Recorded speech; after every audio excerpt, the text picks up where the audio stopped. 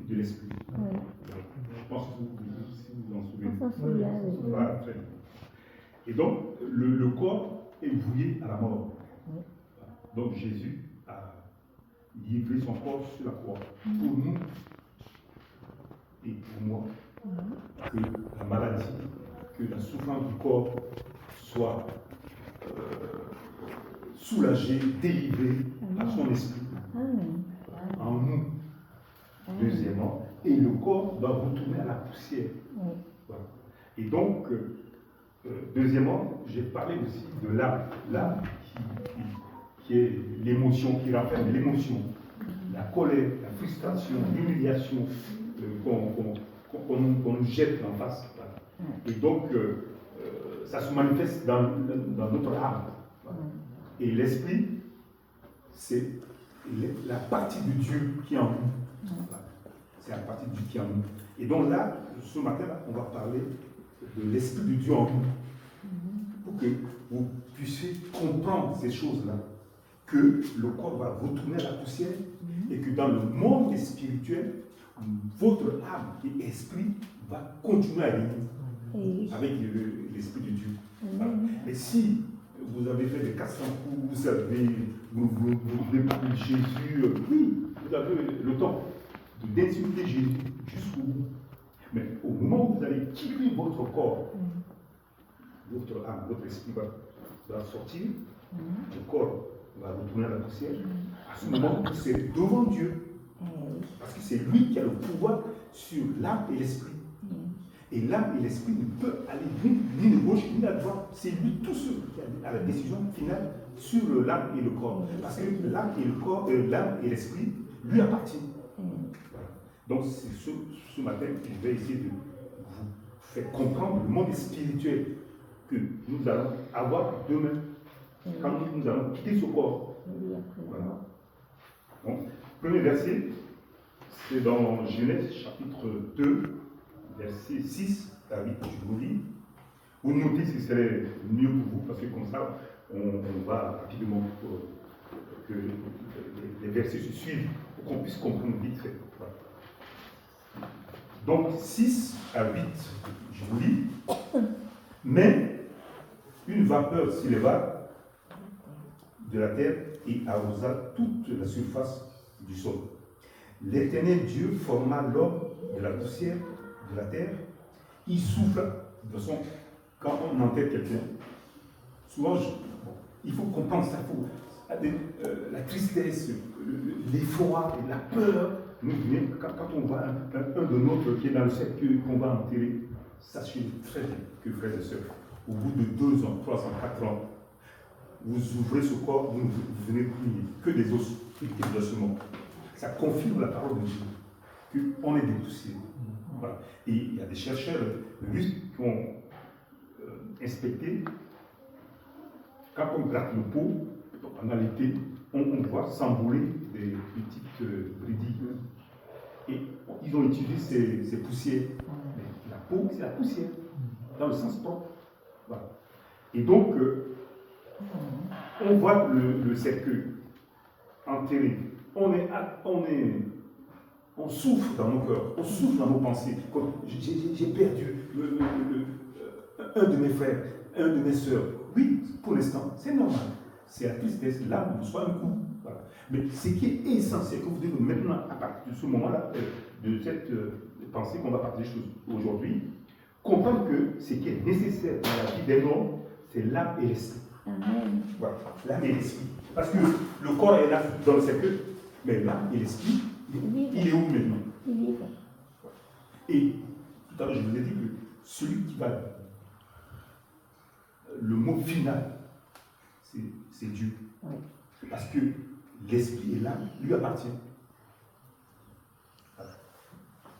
Je n'ai pas fini lecture, on continue.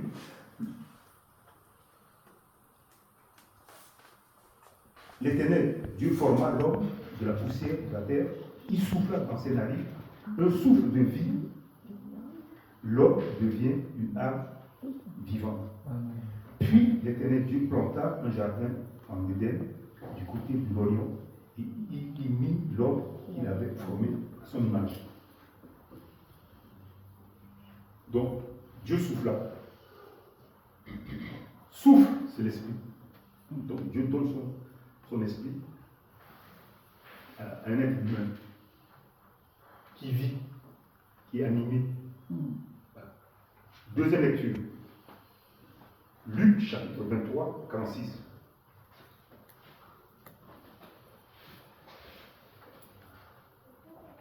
Vous verrez que ça démontre ce que je viens de vous dire. Jésus crie sur la croix.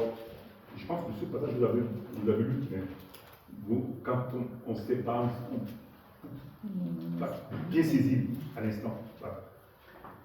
Jésus envoie son esprit à son Père. Et tout d'un coup, Jésus est parti. Il n'est plus. Voilà. Jésus s'écria d'une voix forte: Père, je remets mon esprit entre tes mains. En disant ces paroles, il expira. Vous avez compris? Jésus est là maintenant du corps. Mais son esprit et son âme est parti. Ce est maintenant vers Dieu. Donc, ça démontre que vous et moi, un jour, nous, ce n'est pas spectaculaire, mais Jésus veut nous enseigner que ne fiez pas au cercueil, ne fiez pas. C'est normal qu'on crie, qu'on pleure parce qu'on a perdu un de nôtres. Mais c'est important, à partir d'aujourd'hui, que vous devez garder en vous, c'est que mon âme, mon esprit, il sera où quand il quittera son corps. Et Jésus est venu pour nous signifier ça. Et souvent, nous, quand on ne fait pas comprendre, tu lis comme ça, tu lis la parole de Dieu comme ça, et tu passes très vite, quoi, tu vois. Mais tu ne sais pas le sens que Jésus voulait faire comprendre. Jésus voulait faire comprendre que ceux qui croiront à mon nom seront sauvés. Amen. Et leur esprit, leur âme sera avec moi dans l'éternité. Dans le monde spirituel. Voilà. On continue notre enseignement. Ecclésiaste, chapitre 12, versets 9 à 10.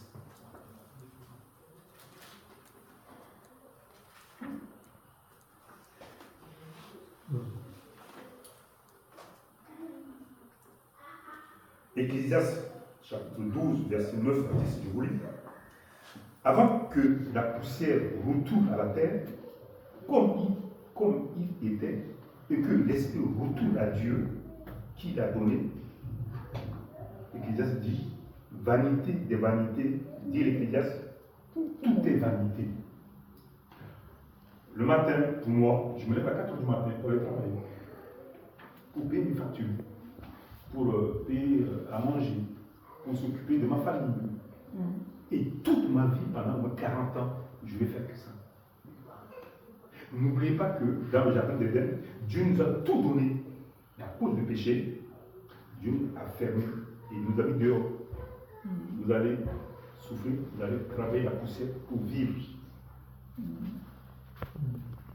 Et à cause de cela, que maintenant Jean, M0, se lève le matin, à 4 h du matin, et on rentre à 18 h pour trouver à manger.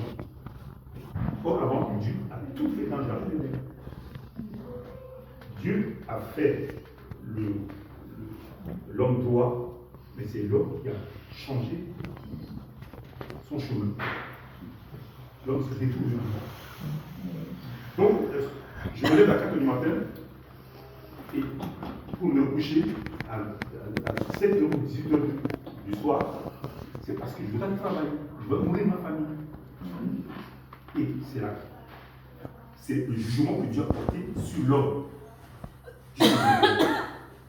Et que soit faire une maison, soit faire acheter une maison, acheter une voiture, prendre un crédit, des choses de ce monde. Oui, je vais faire, mais il faut payer. Et de la manière où j'ai trouvé tous ces biens, Dieu aussi voit. Mais il m'attend.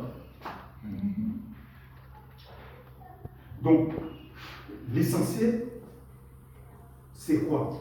L'essentiel, frères et sœurs, quand on a compris toutes ces choses-là, que tout est vanité, que ce monde peut couvrir de gauche à droite pour avoir gagné la richesse de ce monde, un jour à l'autre, Je vais tout laisser.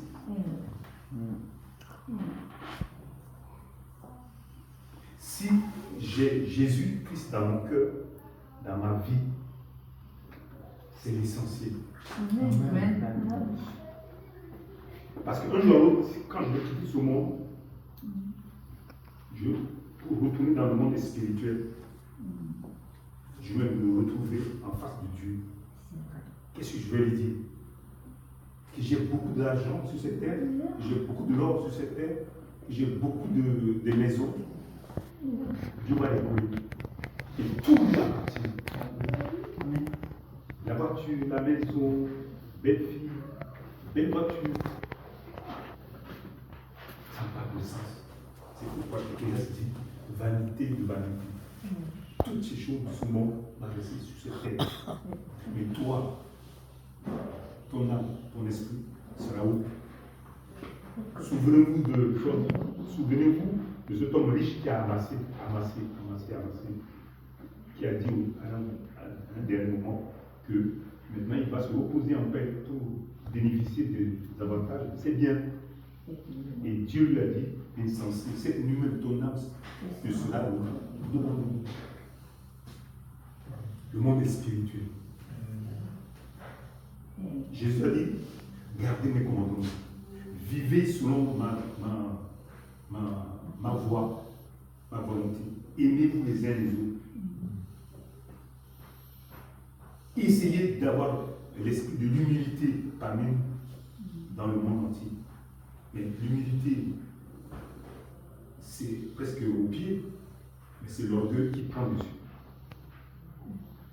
Quand j'ai quelques argent, quelques sommes sur mon compte, je suis très content, je suis heureux. Je pense que je peux dominer tout le monde. Quand j'ai une voiture de valeur de 200 000 euros, je veux montrer à tout le monde dans ces chambres que j'ai une voiture de 200 000 euros. C'est la nature humaine. Et le diable piège les hommes, les femmes, dans ce sens. Et quand on dit qu'elle est belle, il est beau, ou l'oreille est dessus, Dieu, on parle de Dieu, et l'autre il voit. Parce que pour lui, Dieu c'est lui. Frères et sœurs, comprenez ces choses, que tout est vanité ici-bas.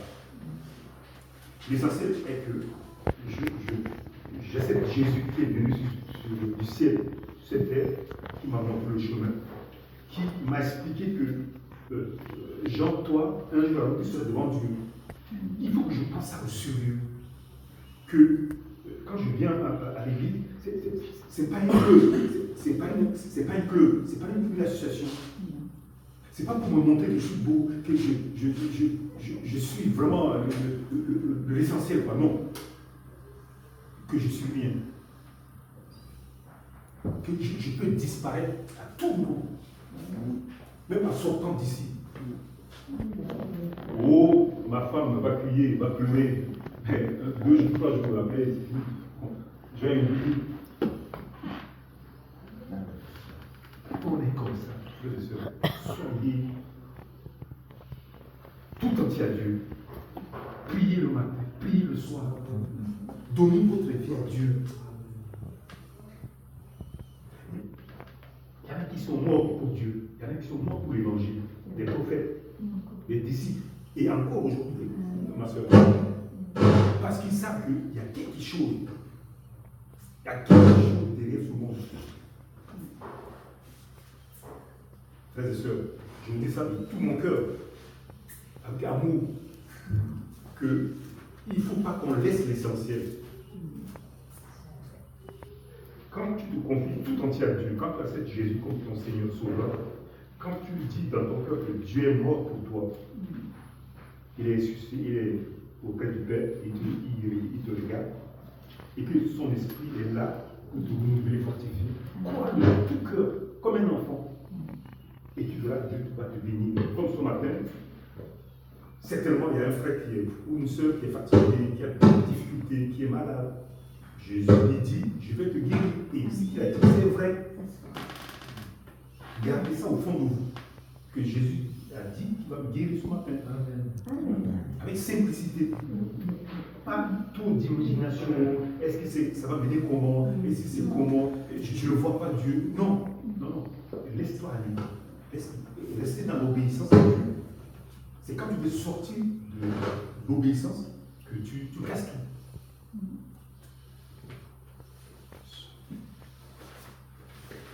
Verset 8, 24, chapitre 24, verset 13 à 16.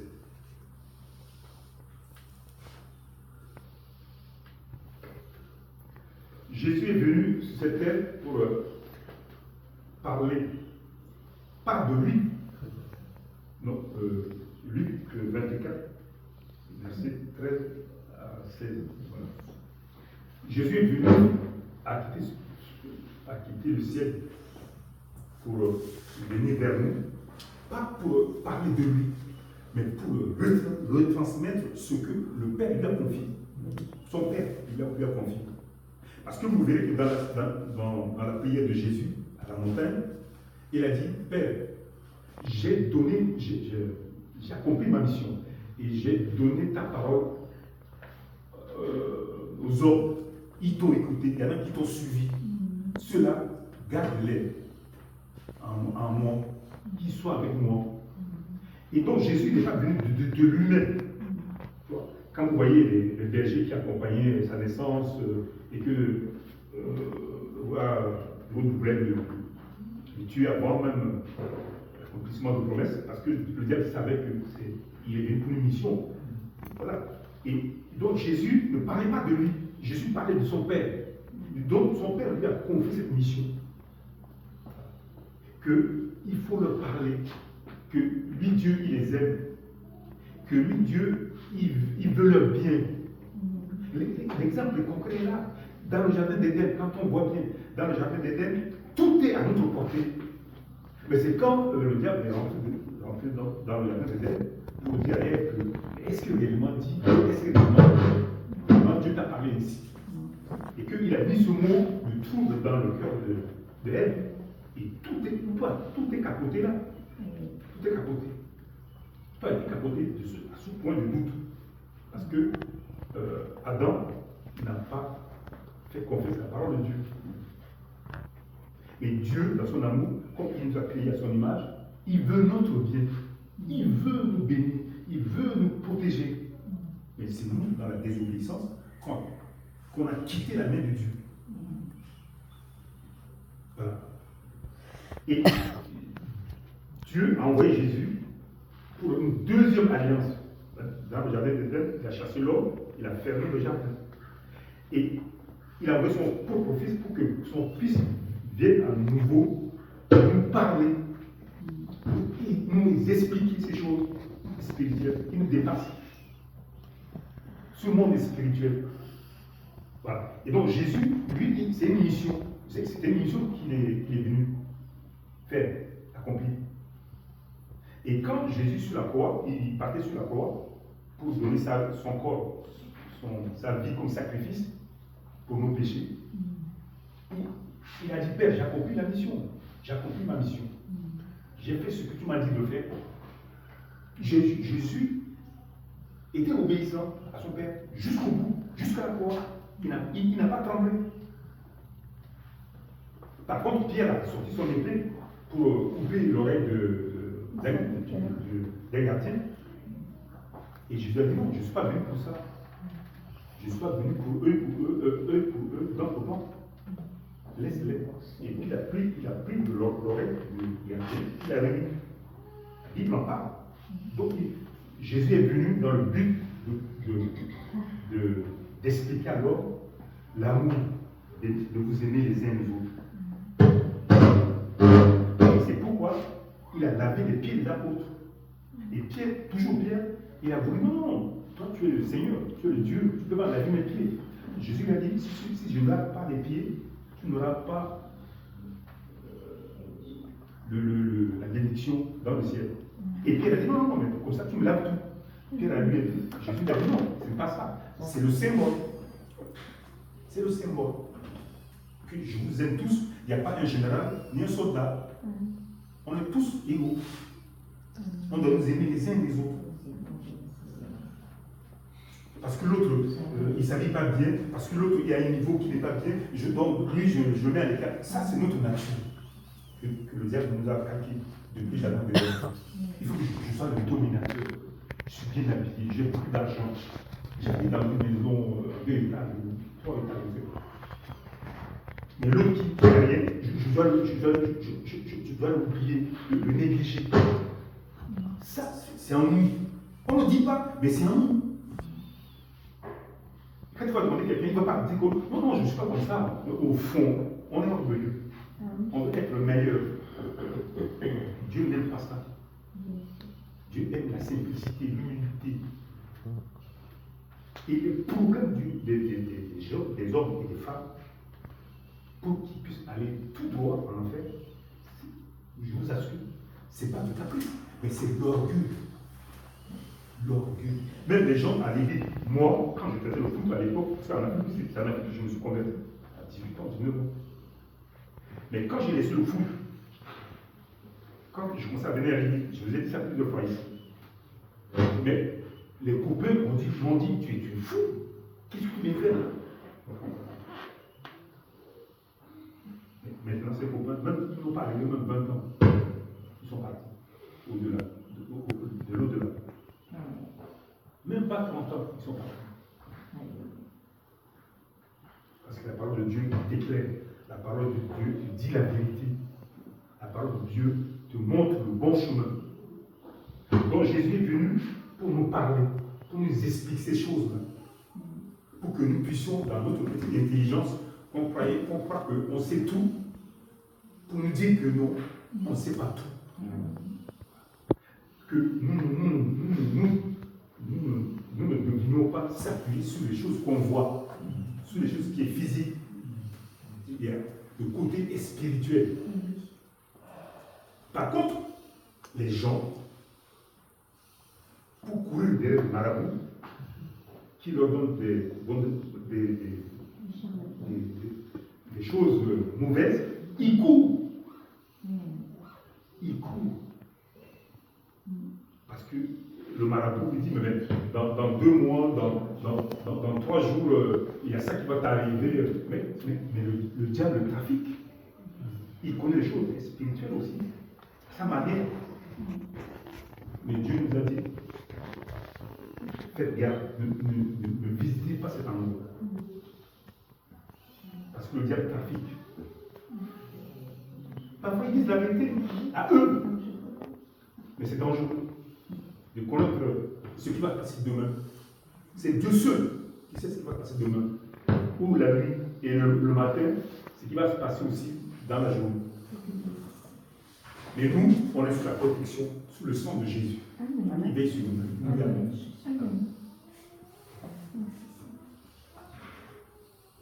Luc 24, chapitre 13, verset 16.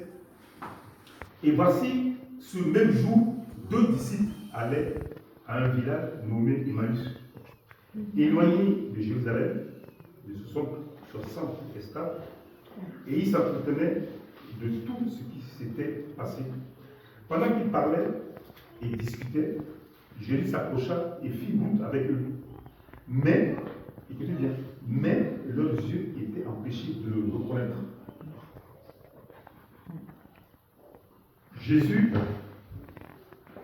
3 jours, non, sur la croix, ils l'ont fait descendre, ils l'ont mis sous terre.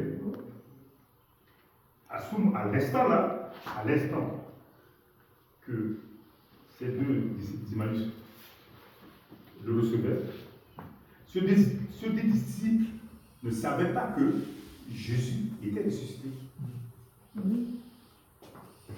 Et lui, Jésus, parce que Dieu contrôle tout. Dieu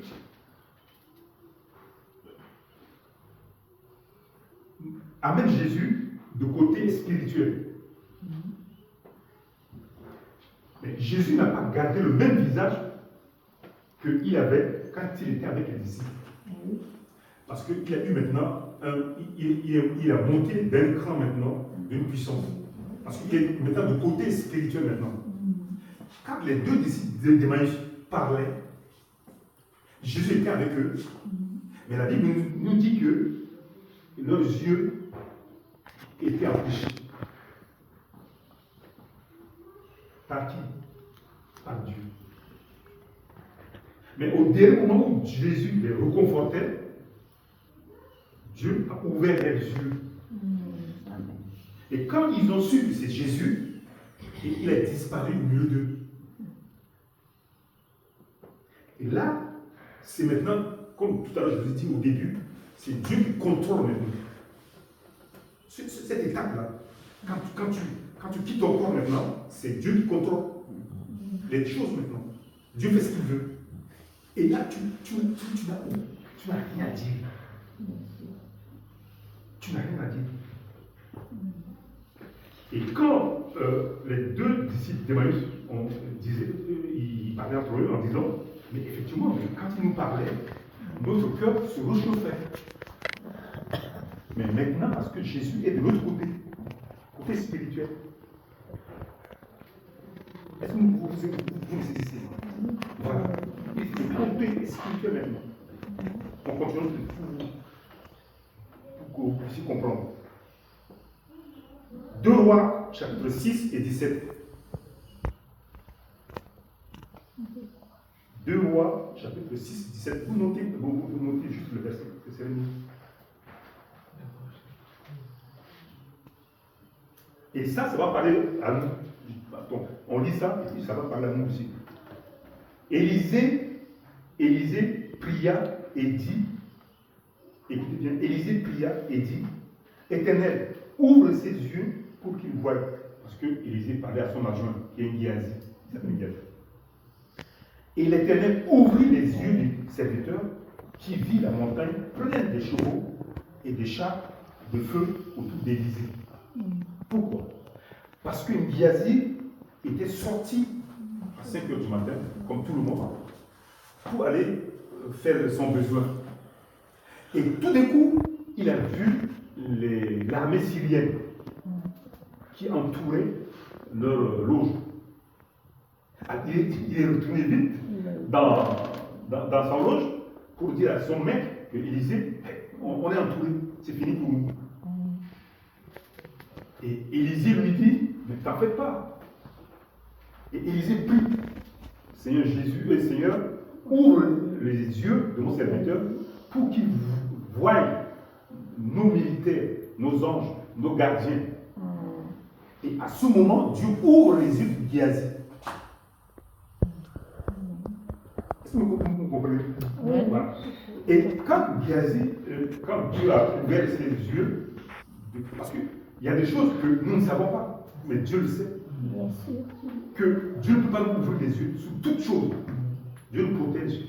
Parce que ceux qui sont faibles, ils peuvent avoir des crises cardiaques. Parce que Dieu nous cache les choses, nous protège. Oui, Tu vois? Et il y a des anges qu'on a vus, mais qu'on ne sait pas que ce sont des anges qui nous entourent. Voilà. Et là, Géasi regarde, mais effectivement, il y a des troupes, des anges qui sont derrière les troupes syriennes. merci Seigneur. Qu'est-ce qui s'est passé? Ces troupes syriennes sont approchées de loge d'Élisée. Élisée est sorti, Élisée a crié, et a dit, Seigneur, aveugle tous ces hommes, ces militaires. Et Dieu les a aveuglés. Et il demanda à Élisée de leur montrer le chemin.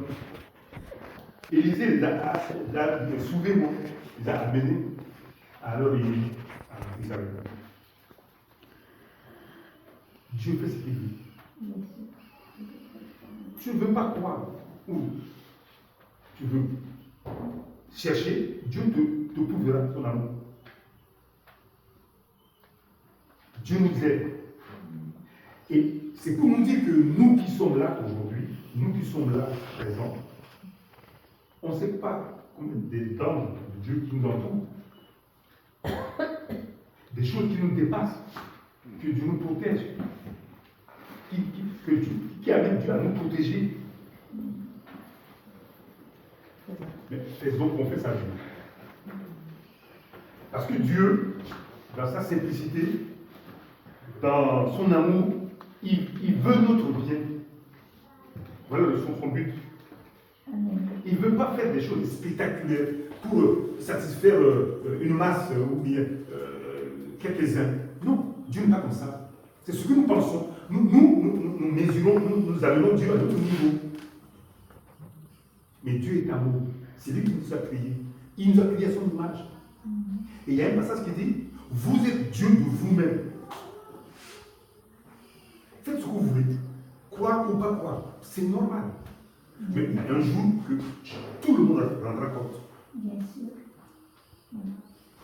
À 80 ans, 90 ans, on n'est pas pareil à 20 ans.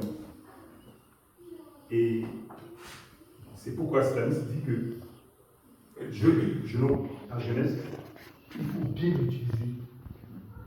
Parce qu'un jour, Dieu te demandera des comptes.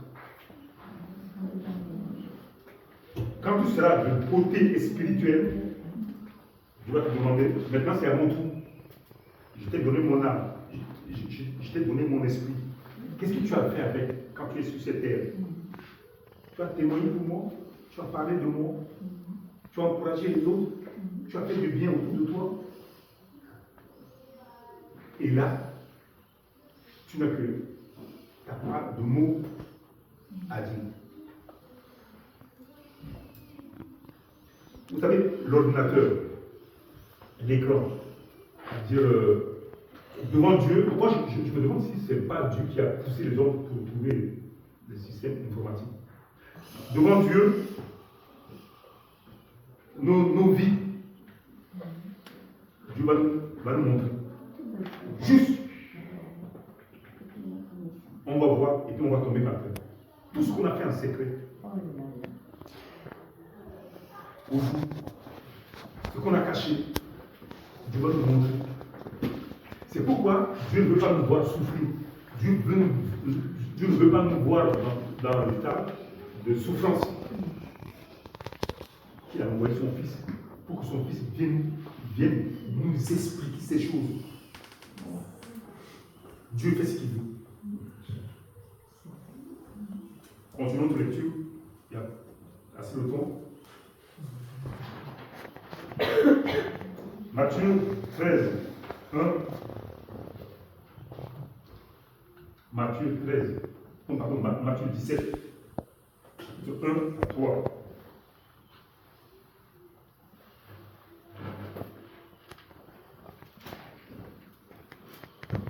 Matthieu chapitre 17, verset 1 à 3. Je vous lis.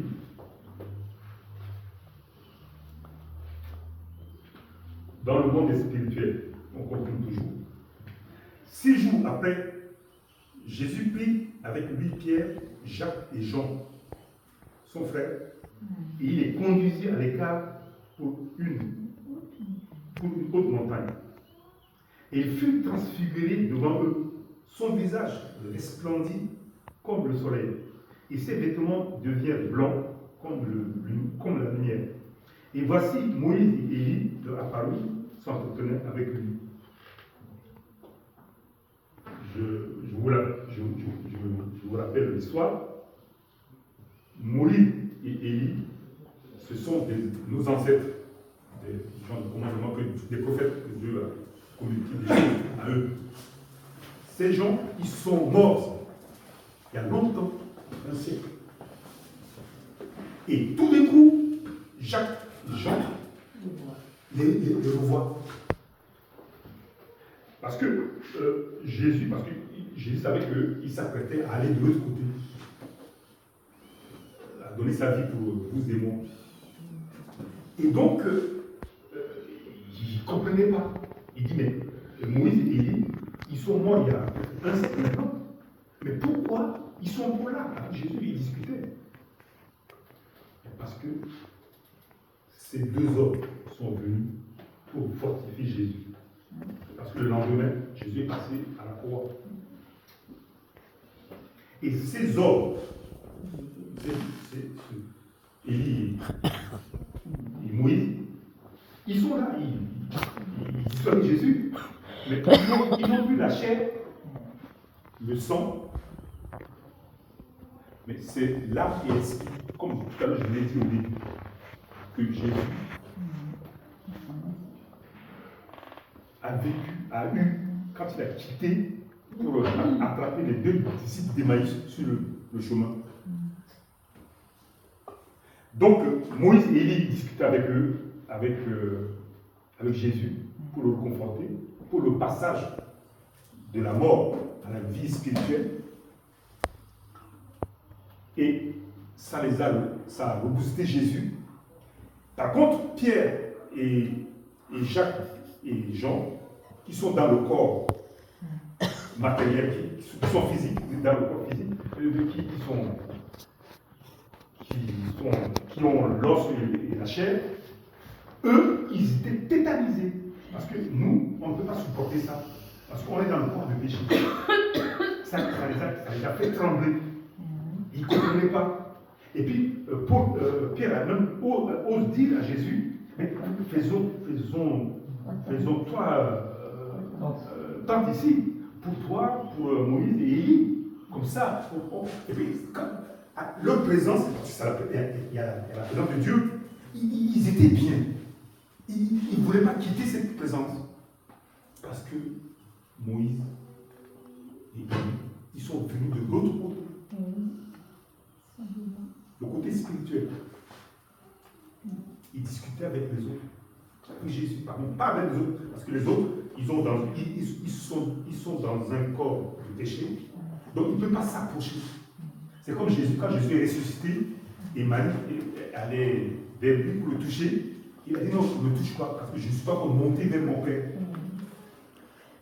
Et votre Père. Donc, le corps de péché, les choses spirituelles, on ne peut pas s'approcher de tout. Parce que le corps, c'est pourquoi Jésus a crucifié le corps. Pour qu'en Jésus-Christ, on vit dans cette été maintenant, par la foi. Est-ce que vous comprenez? Voilà. Et donc, Pierre et Jean, ils étaient traumatisés. Ils n'arrivaient pas à saisir. C'est comme vous et moi, quand peut-être. Bon, moi je ne peux pas dire pour moi, mais j'ai vécu des choses comme ça. Quelqu'un qui n'est pas naturel, sa présence, tu le sens. C'est vrai. Tu le sens. Ça te fait hérisser. C'est vrai. Frères et sœurs, je vous dis ça avec simplicité. C'est entre nous. C'est vraiment plein de petites pensées qu'on partage. Que nous devons garder. Savoir que c'est vrai, ces choses-là. Mon corps, ça va retourner à la poussière. Mais mon âme, mon esprit sera sauvé. Et pour que je puisse rentrer dans ce monde spirituel, il faut que je commence à me mettre à genoux pour ce que Jésus a fait sur la croix pour moi. Et essayer d'établir un programme, frères et sœurs. Le matin, avant de sortir, de prier, même 2 ou 3 mots. Le soir, avant de coucher, de prier.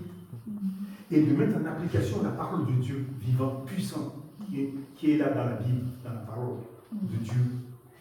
Que je pense à vivre ça. Que je n'écoute pas juste écouter et puis sortir et puis j'oublie. Frères et sœurs, vous avez une richesse éternelle dans vos mains, qui est la Bible. Lisez-la, gardez-la. Il y a des choses que vous ne comprenez pas. Mais si un jour, peut-être qu'il y a un frère qui passe par là, il donne un enseignement là-dessus, écoutez-la, gardez-la. C'est important.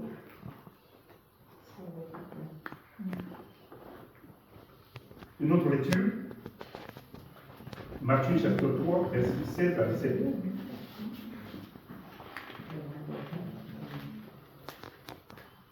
Matthieu chapitre 3, verset 16 à 17. Dès que Jésus eut été baptisé, il sortit de l'eau, et voici les cieux s'ouvrirent, et il vit l'Esprit de Dieu descendre comme une colombe à venir sur lui. Il y a un point que je veux remarquer. Dieu symbolise des choses. Dieu fait ce qu'il veut. Dieu fait ce qu'il veut.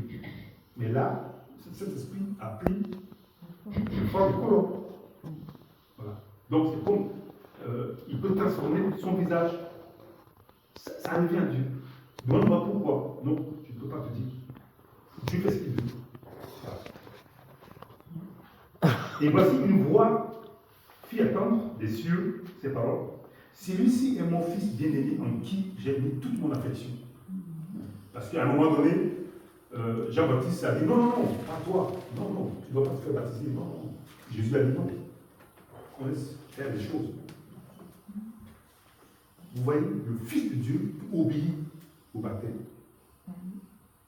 Frères et sœurs, quelqu'un qui n'est pas baptisé, ce matin au milieu de nous, cherche à se faire baptiser, mon frère, ma soeur. C'est important. Jésus l'a fait. Et si Jésus l'a fait, qui suis-je pour ne pas le faire? Le baptême, c'est la section entre le monde d'avant et maintenant que je dois commencer à marcher avec Jésus. Donc le péché, je l'engloutis et je sors. Maintenant, j'ai une nouvelle vie. Maintenant, Amen. Donc le baptême, c'est un symbole, c'est une notification pour dire que je veux maintenant devenir enfant de Dieu, vivre avec Dieu maintenant. Amen. Les choses du monde, je volais, j'étais colérique, je suis médisant, je critiquais les autres. Seigneur, aide-moi à ne plus le faire. Et à marcher avec toi maintenant dans l'amour, la vérité, la justice, la Amen. vertu. Dieu va le faire. Parce qu'à l'instant là, le Saint-Esprit nous écoute. M'écoute, vous écoute, vous voit. Dans vos skills, dans vos pensées, dans vos cœurs. Pour vous bénir, frères et sœurs, ce matin. Dernière lecture.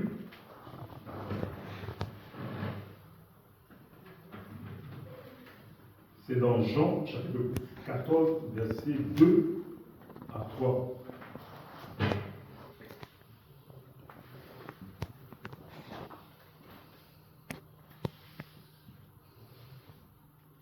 Et les choses de Dieu sont terre à terre. Sont terre à terre. Et ce que Jésus a dit, c'est logique. C'est de naissance à la mort ou de ton départ sur cette terre. C'est-à-dire que Jésus n'a rien caché. Il est direct, il est droit. Pour nous avertir. Parce que lui, par contre, il a du compte à rendre à son Père. Et vous verrez dans la prière à la montagne, il disait à son Père, Père, j'ai accompli la mission que tu m'avais confiée. J'ai gardé quelques-uns avec moi. Ceux-là, gardez-les dans le monde. Jésus, c'est protégé. Bien que c'est le Fils de Dieu, il a dit à son Père, non, j'ai accompli cette mission que tu m'as confiée. Vous voyez ça? Jusqu'à son Fils. C'est comme Abraham. Abraham voulait passer son Fils aussi, par la foi. Isaac, parce que c'est un problème de confiance. C'est un problème de confiance vis-à-vis de nom qui nous a créés. Sans cela, pas de confiance, non, rien. Tu peux tromper tout le monde, mais Dieu, tu ne peux pas le tromper. Amen. Parce que dans le secret, Jonas a fait l'exemple, a passé à un autre exemple. Le prophète qui connaît bien la parole de Dieu, il ne voulait pas obéir à Dieu, il s'est caché au fond du camp. Dieu est allé le chercher par des gens qui ne connaissent même pas. Donc on peut les cacher à Dieu. On ne peut pas se cacher devant Dieu. Ce que vous pensez, ce que vous, dans vos pensées, comme ça, moi je ne sais pas, non, mais Dieu le sait, à l'instant. Donnez votre vie à Dieu. Acceptez Jésus comme votre Seigneur et Sauveur. Et Jésus qui dit à ses disciples, il y a plusieurs demeures dans la maison de mon Père. Si cela n'était pas, je vous l'aurais dit. Je vais vous préparer une place. Et lorsque je m'en serai allé et que je vous en aurai préparé une place,